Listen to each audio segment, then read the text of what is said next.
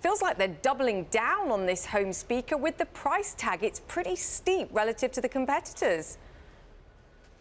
Yeah, I think it depends on how you sort of define the competitors. Apple would like to put their product in its own category, saying that it is both the high-quality speaker that you might get from a Bang & Olufsen or something like that, but that it's also the smart device that you get with the Amazon Echo, but you're getting it all in one white or space-gray cantaloupe. So the notion that you put them together and make two products is sort of what they're trying to sell here.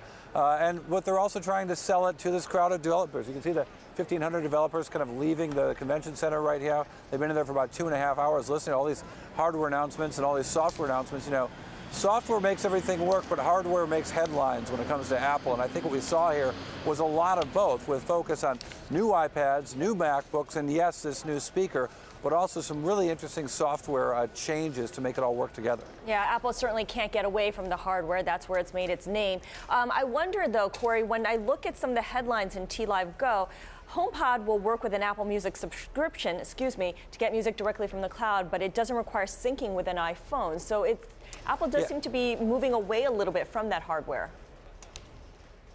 Well, I think, ultimately for this business to grow and grow with the kind of multiples it's grown in the past, it's got to add on something that's so much bigger. What we saw with the iPad was something that came on that had a faster adoption rate than the phone, but that really petered out. And it's hard to imagine a business as big and profitable as the iPhone itself has been. What could be bigger, or at least grow a lot, would be a services business on top of that.